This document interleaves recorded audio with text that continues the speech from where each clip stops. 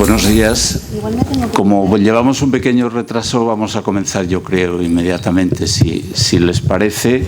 Y para iniciar la jornada, pues va a intervenir en primer lugar nuestra compañera Asunción Blasco, catedrática de la Universidad de Zaragoza, a la que, juntamente con su compañera Pilar Puello y creo que otras personas, pues hay que agradecer esta fenomenal acogida y esta estancia tan magnífica en Zaragoza, y decir que, bueno, pues es especialista en notariado, temas de judíos también, ¿verdad? Suni, y muchas más cosas. No quiero robarle nada más de tiempo y agradecerle todo, tanto su presencia, su participación, como su papel en la organización de estas jornadas. Cuando quieras. A ver, que yo tengo poca voz. Es que tengo poca voz. Bueno, buenos días. Espero que se hayan despertado y no dormirles más de la cuenta. Como tengo nada más 30 minutos, hoy intentaré ceñirme al tiempo, como hicieron todos mis predecesores de ayer. Espero que estén disfrutando en Zaragoza. Por lo menos han tenido buen tiempo, lo cual no podíamos hacer nada. La doctora Puello, que se ha desvelado para que todo fuera perfecto, realmente esto ha sido un regalo del cielo, porque han tenido un tiempo, estamos teniendo un tiempo estupendo. Bien, permítanme también que, como mis compañeros de ayer, agradezca a la Junta Directiva de la Asociación de Ciencias y Técnicas la deferencia que tuvieron conmigo para que interviniera en estas jornadas como ponente, para hablar de un tema que a mí me resulta especialmente atractivo y realmente con el que estoy pues muy vinculada, porque ya en el año 71, ahí revelo mi edad, empecé a trabajar en los protocolos notariales, inducida, empujada por el profesor Canellas.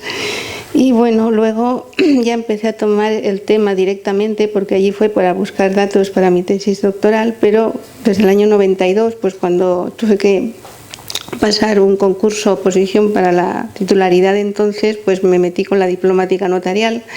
En el 93 ya intervine en un congreso, el primer congreso de notariado catalán, que tenía que haber ido mi maestro, pero el profesor Canellas, pero ya no estaba. Y luego pues he seguido estudiando los signos, peleas entre los notarios, que también las hubo, los formularios y la fe pública en la morería y en la judería, y ahora sigo. Bueno, ya lo van a ver hoy, pero sobre todo el tema que llevo más directo en investigación es tratar de entender cómo hacían los judíos, cómo fueron copiando el sistema notarial que tenían los cristianos. Y está dando buenos resultados, aunque está siendo una investigación muy larga. Bien, pues durante estos años, como les decía, mi interés por el tema no ha decrecido, y ayer por la tarde tuve ocasión de ver que sigue siendo un tema que levanta pasiones.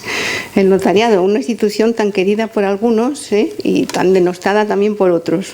Para mí, yo soy de las fans del notariado y de los notarios, lo reconozco, y seguramente lo van a notar, lo van a percibir a lo largo de estos minutos. No tengo intención de volver sobre cosas que ya he dicho o que he estudiado anteriormente, pero precisamente lo que vi ayer por la tarde, que había como un cierto desconcierto, no sé, me pareció, en una serie de puntos, pues quizá hicieron que me replanteara un poco el cómo hacer para, sin salir del tema que se me ha encomendado, escribir la fe pública en la ciudad, el notariado, pues dar una vuelta por la ciudad, por una ciudad medieval, tratando de ver qué tipos de notarios había, quiénes eran los notarios de la ciudad, cómo se formaban, cómo vivían, con quién emparentaban, con quiénes se relacionaban, dónde trabajaban, cómo lo hacían y qué ventajas podía proporcionarle, porque les solía proporcionar, el desempeñar ese oficio para abrirse paso, no en la vida, pero sí, sobre todo, en la sociedad, más que en la vida.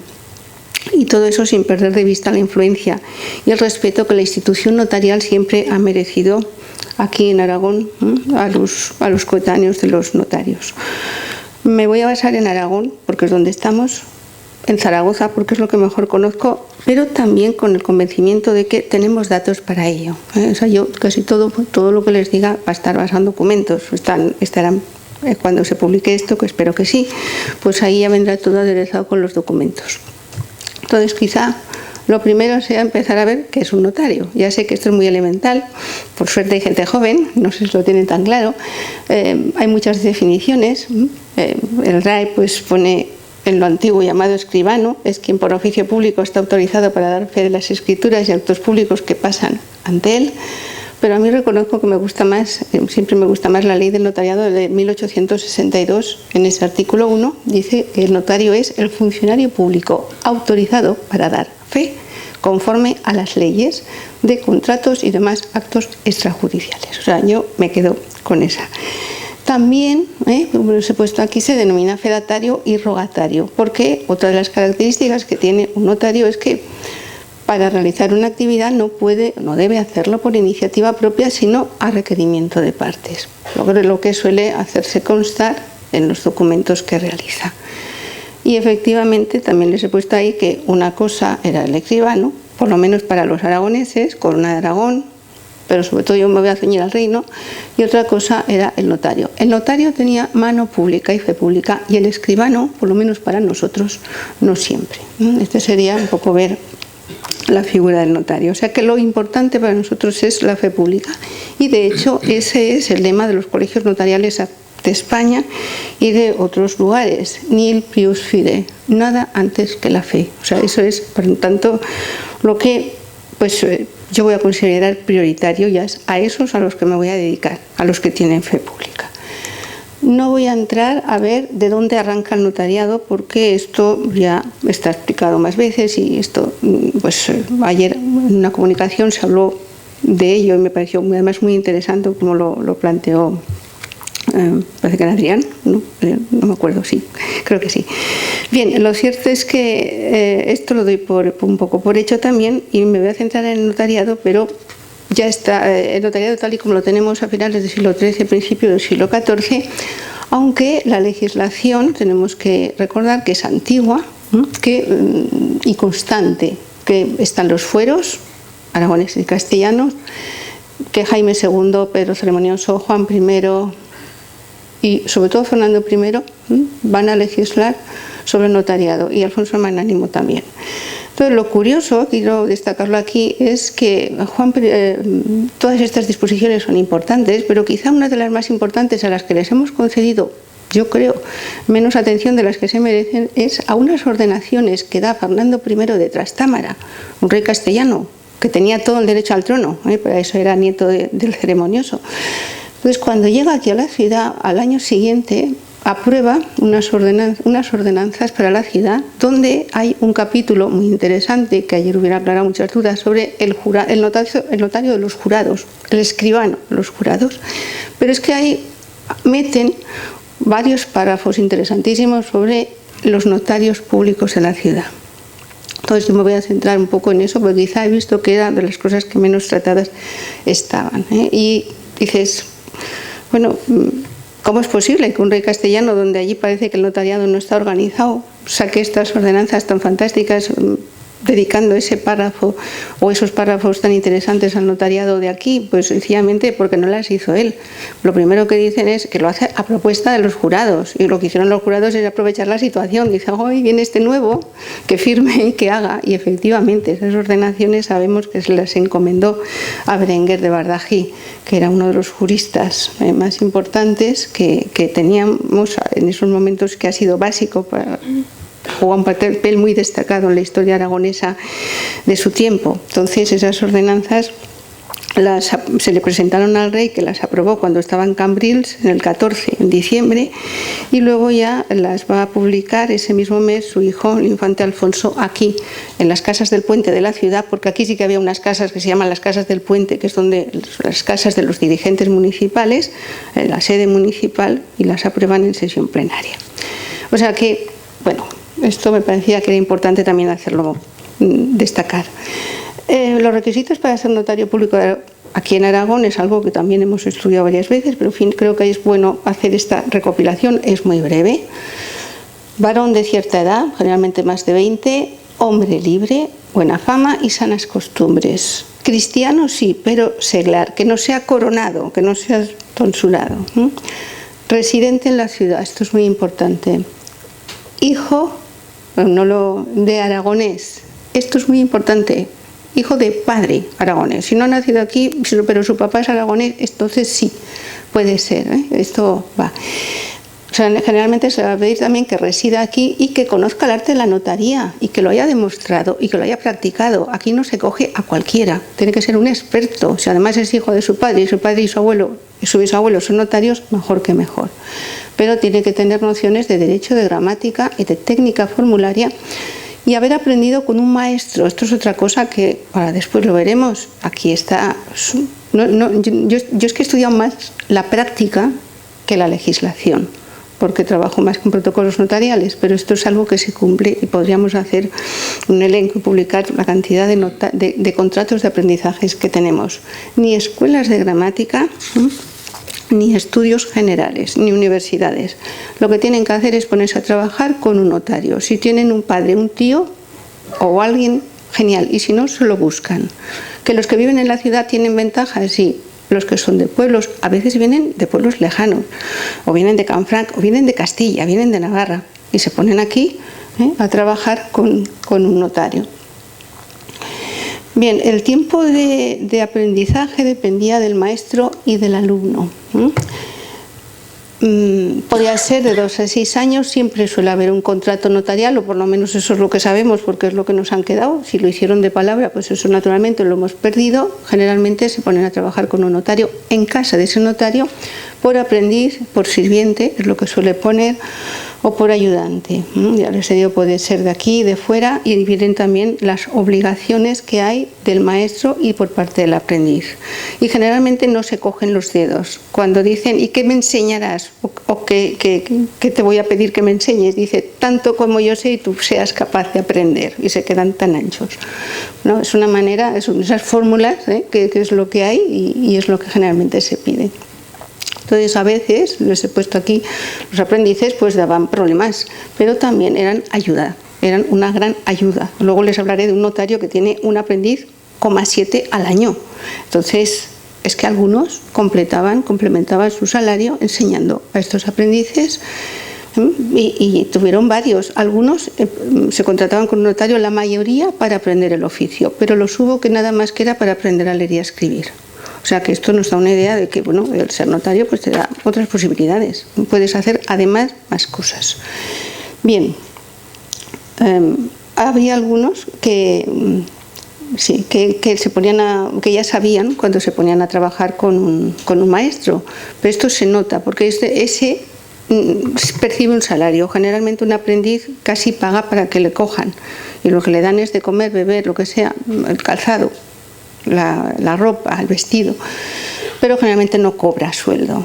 Ahora, cuando vemos que alguno cobra sueldo, pues generalmente él se responsabiliza ya del contrato, no su padre ni su hermano, sino es personal, y ahí se ve que es que hay notarios, como veremos después, que es que tienen que hacer prácticas, que esto casi lo he montado pensando en los jóvenes, o sea, la dificultad de encontrar trabajo hoy y todo lo que hace un licenciado. Vamos a ver los problemas que tiene un licenciado, un graduado, pues un poco va a ser lo que vamos a ver a partir de aquí, que sería el aprendiz, es el que está detrás. Bien, no he encontrado estampitas del siglo XIV, pero en fin, he hecho lo que puedo para que, bueno, por lo menos lo que he podido para que tuvieran alguna imagen. Entonces, ¿cuántas clases de notarios podíamos encontrar en la ciudad? Pues tantas como autoridades les podían crear. Dependía de que fuera el rey, la iglesia, un señor laico o eclesiástico, los dirigentes municipales, etc.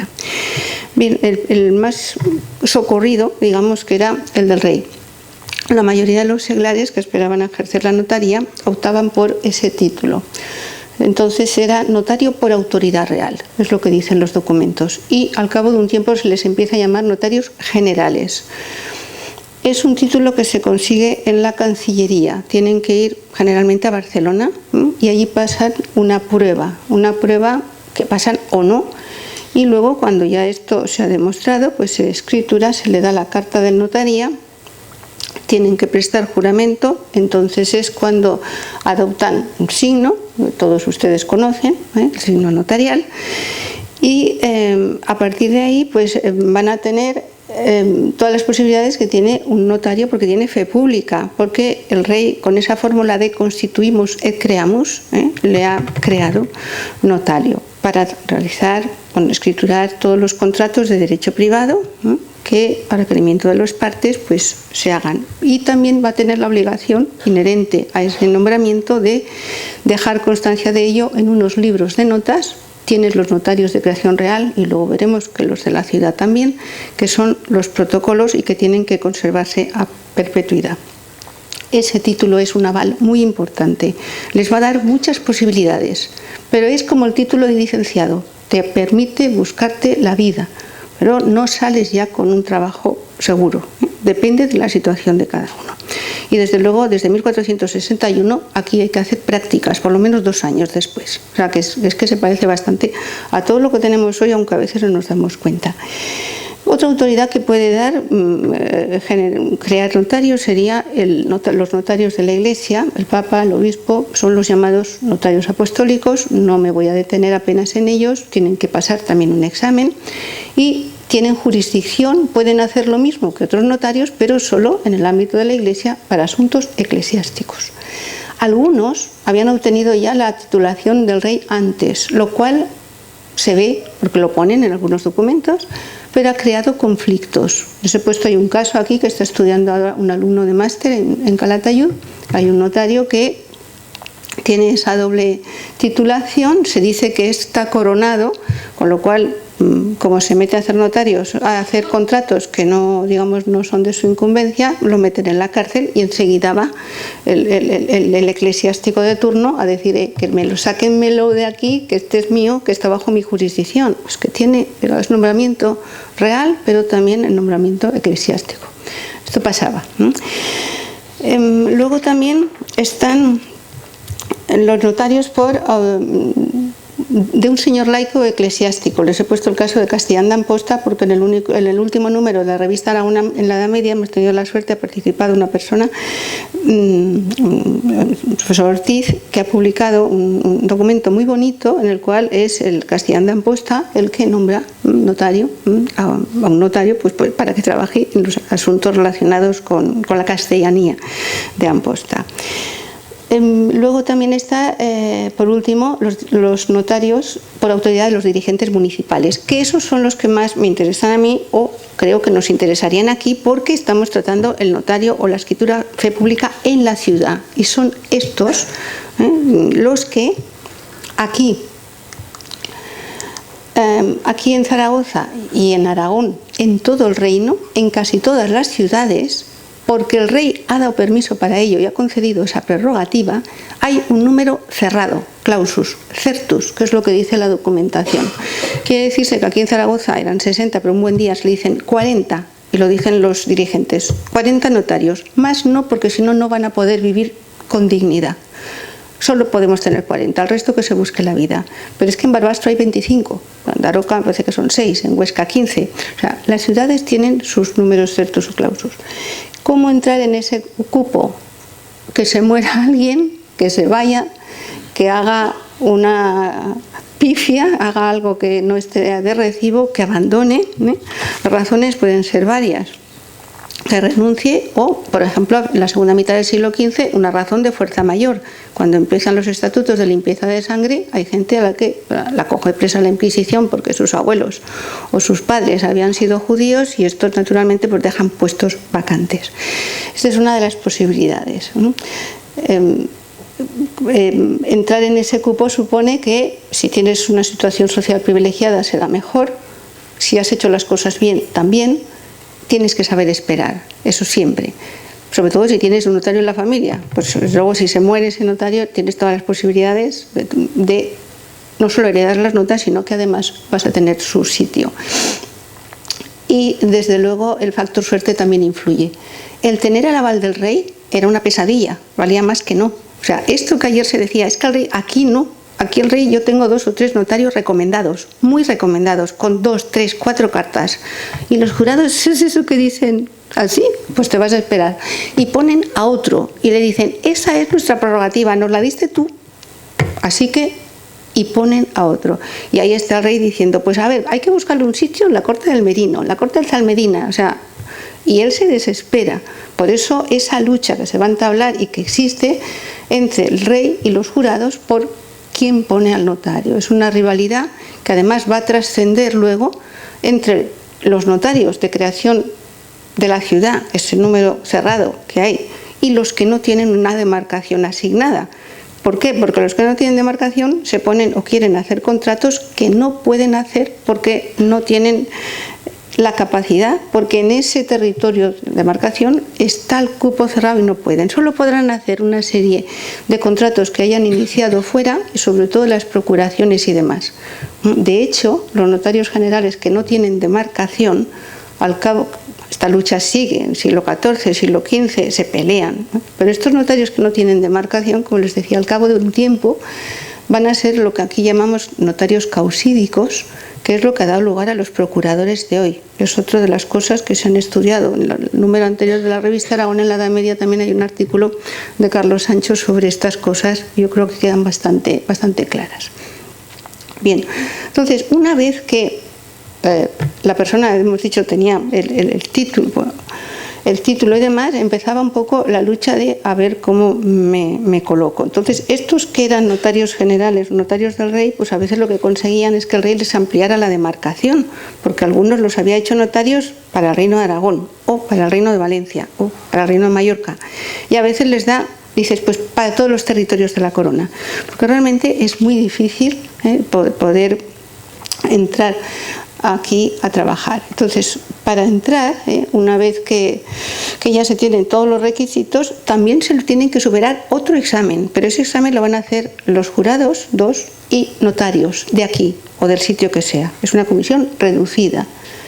Y si pasa la prueba y se le acepta, porque además es a él al que quieren, entonces vendrá el informe, la acreditación, el darle unas notas y tendrá que prestar juramento, esto también siempre. Y luego, una vez que ya dices, bueno, ya es notario de caja, ya es notario de número, todavía le queda el ser aceptado de forma solemne por el colegio notarial. Que aquí en Zaragoza había 2. Dices, 2 colegios notariales en principios del XIV. Dices, sí. Había 2 grupos fuertes, estos que eran notarios de caja, del concejo, de los jurados de la ciudad, por un lado, y por otra parte estaban esos otros que no tenían, digamos, una colocación fija, no se habían podido colocar en un lugar seguro que querían, y entonces ellos también van a tener pues su colegio notarial. Son distintos, unos se reúnen en la casa de los predicadores, otros en la de San Francisco, nombres distintos y van a perdurar. El de los notarios generales es el que ha dado lugar con el tiempo al de los procuradores.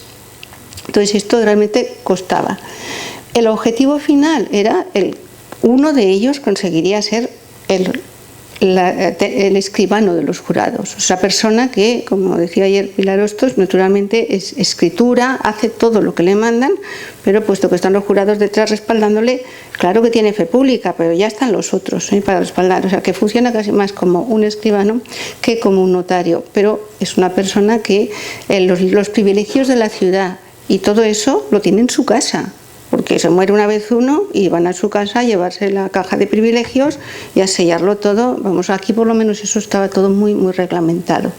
Era el caso, como les digo, del notario de los jurados, el que tenemos esto bastante reglamentados. Entonces, una manera que hay para entrar a formar parte de los notarios de caja, que les digo que no era una cosa fácil, pues era empezar a examinar la situación y decir, ¿qué hago? ¿No? Entonces, ¿ahora qué? Que les he puesto aquí. Pues una vez que han terminado las prácticas, si eres de una familia de notarios, paciencia y algo más, tienes que esperar. Otra cosa que se podía hacer era casarte con una chica adecuada, hija, hermana de notarios, eso abría muchos caminos, y además es que es una unión que vamos a ver que se busca. ¿Por qué? Porque el notario tiene prestigio, es una persona que maneja la pluma, no trabaja en el campo, está muy bien considerado aquí en Aragón y es un buen partido generalmente. Entonces es una manera de entrar. En cualquier caso, lo que hay que hacer es hacer currículum. Si tienes dinero, bien, si no lo tienes, pues hay que hacerlo. Y una de las formas de salir adelante es meterte en la Cancillería Real como ayudante o en un tribunal de justicia, San Medina, o como notario del mayordomo de la ciudad, que es el administrador, o ayudar en una notariedad de caja también, o incluso con un recaudador de impuestos. Y si no, siempre te queda la solución de irte por pueblos y ciudades que no haya un cupo, porque los hay, pero ahí vemos ese enfrentamiento que se va a producir. Desde el siglo XV empezamos a ver notarios de alguna asociación de mercaderes. Raro, pero lo hay.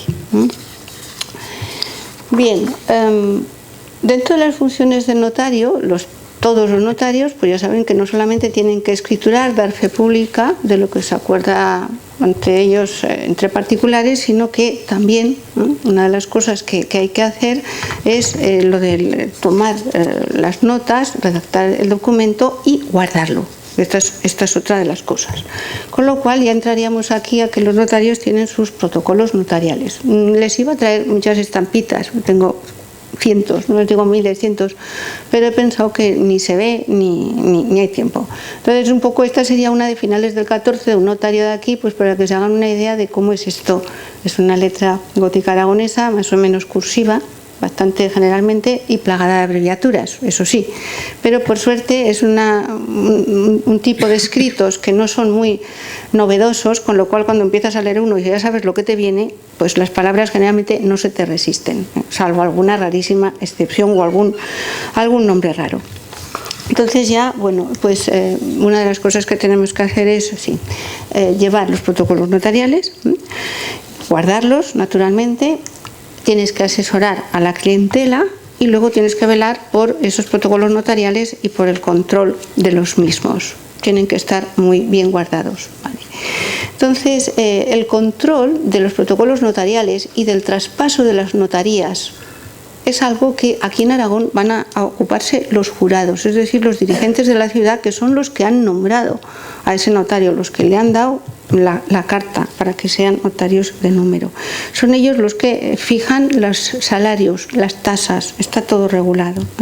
En lo que tiene que cobrar el notario de los jurados naturalmente también está estipulado. Para el siglo XV por lo menos lo tenemos todo.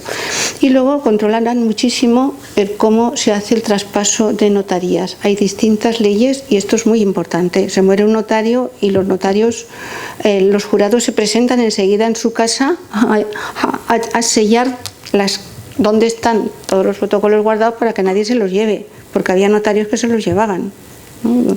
Porque era importante, es una fuente de ingresos. Todo esto, como les digo, aquí el traspaso de protocolos lo teníamos muy, muy reglamentado. Ay, mi madre, ¿qué he hecho yo aquí? Perdón, que esto se me ha ido. Bueno, arreglado. A ver, y ya terminaremos. Los notarios aragoneses aquí era un colectivo muy necesario y muy respetado. Era una solución para el número de analfabetos, que era grande, y que tenían que poner por escrito pues actos jurídicos extrajudiciales que ellos no sabían hacer.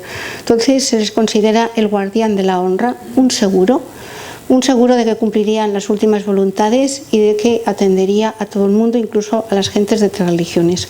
Hay un documento muy bonito de una castellana que se muere aquí y se muere un día, no hay tiempo a buscar notario, y ella le dice a una persona que es de su confianza que estas son mis últimas voluntades, que un juez, un notario o alguien las ponga por escrito para que tengan fe pública. ¿Qué hace al día siguiente el aragonés que ha recibido el encargo? Se va a un notario, o sea, no a un juez, que es lo que se suele hacer aquí. Entonces, como les decía aquí, generalmente se portan bien, es un colectivo respetado, aunque hay excepciones, y las excepciones generalmente, si los detectaban, pagaban por ello. Aquí estos refranes castellanos, que siento que no está Alicia, pero me gustó mucho que estudió los refranes castellanos y el escribano, eso no se emplea, porque nosotros no empleamos el título de escribano, aquí se les llama notarios. El escribano es el que hace las tareas de, pues no fe pública, generalmente, salvo algún despiste, no solemos utilizar esto. Y luego también quería, por último, hablarles de la importancia que tiene, puesto que estamos en la ciudad, para los notarios, el ser ciudadanos. Muchos de ellos lo eran por familia, el que no lo va a intentar casándose con alguien y también con su buen hacer. A algunos les costó 20 años, los tenemos como primero notario de tal, luego de tal, y al final dices ya es ciudadano, notario de caja y ciudadano. Algunos no lo consiguieron ellos, pero lo tuvieron para sus hijos, con lo cual ya consiguieron también bastante. Ya hemos hablado de la oficina. Y luego únicamente, para terminar, les quería hablar, sobre todo pensando en los más jóvenes, que queda mucho por hacer, que queda mucho por hacer, que a veces se encuentran perlas como esta que encontró una antigua becaria del departamento, que es doctora y profesora de enseñanza secundaria, que es el libro de Bartolomé Roca, que es de mediados del siglo XV, 1462, pone ahí, pero coge varios años, y es como un libro de familia. Es un libro de familia, un libro de cuentas, donde es excepcional, porque no tenemos otro. No es como los libros de Manresa, esto es otra cosa. Entonces, aquí el notario ha ido anotando pues de sus 3 matrimonios, los bautismos de sus hijos, una oración a San Onofre, cantidad de cosas, su trabajo, sus negocios, sus contratos con aprendices. Esto realmente está publicado por la institución Fernando el Católico, está en red, se llama Susana Lozano, y tienen la oportunidad, yo creo que les puede servir de gran ayuda. Y luego, pues destacar, ya acabo, me parece que es la hora, cómo el ejercicio de una notaría, y esto se ve bien en algunos testamentos, en este de Simón de Acirón, por ejemplo, que les he puesto aquí, o en algunos otros que tenemos testamentos, tenemos inventarios, pues cómo el ejercicio de la notaría ayuda a ascender en la escala social. O sea, es gente que tiene información, que tiene una clientela con la que a veces pues va haciendo, y esto le va a ayudar mucho. Concretamente hay notarios eso que han sido segundones y se convierten en potentados desde el punto de vista económico y luego también ascendiendo en la escala social, casándose como les he dicho antes, porque además estaban bien vistos, y a un mercader, a un burgués de mucho dinero, le convenía mucho casar a su niña con un notario de prestigio. De esa manera vemos que la notaría es un trampolín para pasar a formar parte del patriciado, para obtener la ciudadanía, el ser ciudadano honrado, que es algo de las más importantes que podemos encontrar. Y esto, ya les digo, es un sistema que van a utilizar sobre todo los judeoconversos, hasta que aquí, finales del siglo XV, pues pasó lo que pasó, nos vino la Inquisición y ya esto un poco se acabó. Hay un caso interesantísimo de algún notario judío que era notario cuando era judío y que luego al convertirse va a ser notario cristiano, pero eso se queda para otro día. Esto también, porque esto no lo pensaba introducir aquí, que los judíos tenían sus notarios, los moros tenían los suyos, y que, bueno, pues animar a los jóvenes, como les decía antes, a que se ha escrito mucho, hemos trabajado bastante, pero les queda muchísimo campo.